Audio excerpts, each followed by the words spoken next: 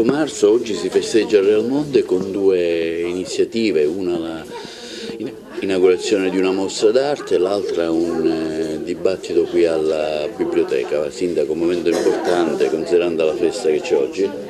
Sì, Realmonte c'è sempre e c'è perché dove c'è ricordo, dove c'è memoria, c'è anche futuro e quindi una comunità che dice di volere crescere, di stare crescendo in un percorso che è quello di bellezza, dove la bellezza è intesa come valori, le virtù, la scienza, la ricerca, la cultura in generale, ecco che queste giornate diventano un modo per trasferire anche alle nuove generazioni, ai ragazzi che sono il nostro futuro, quello che è, ma soprattutto quello che è stato, in modo che non si ripetano più alcune azioni o fatti del passato che possono tornare e che quindi bisogna ricordare per evitare. La festa delle donne cade in un momento storico molto particolare dove il mondo vive dei conflitti, dove vive dei disagi, dove ancora le donne sono relegate al ruolo di spettatrici passive. In tante parti del mondo le donne vengono linciate ancora oggi in nome di una religione o per una fede o per un credo o per una visione politica o per la libertà, per un'idea. Quindi in questo contesto storico bisogna essere presenti, dire io ci sono, e fare tutti insieme il futuro.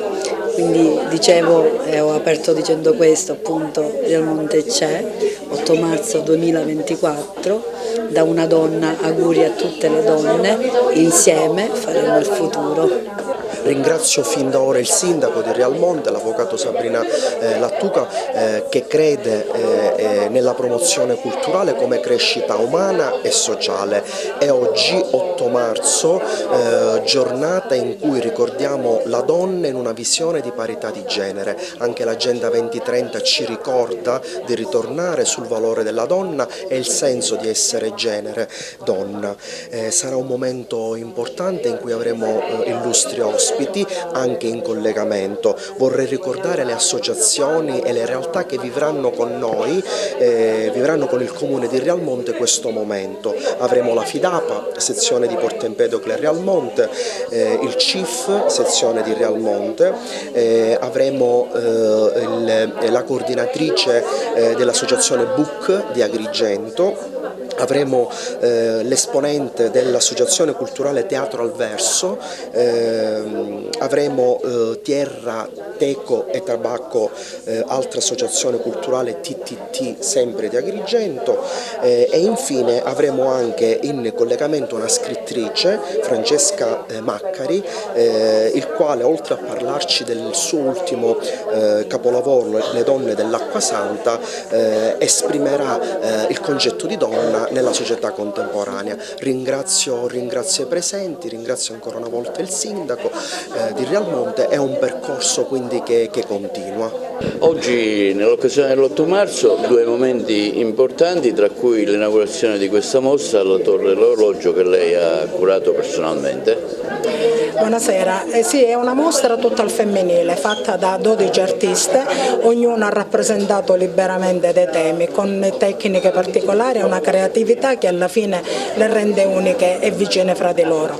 Siamo molto soddisfatti perché sta partecipando tantissima gente e soprattutto tante artiste sconosciute che magari qualcuno appunto non conosceva e che adesso sono qua con noi, e sicuramente si ripeterà questa bellissima occasione, non solo nell'occasione della festività della donna, ma anche in altre occasioni che sicuramente ci saranno.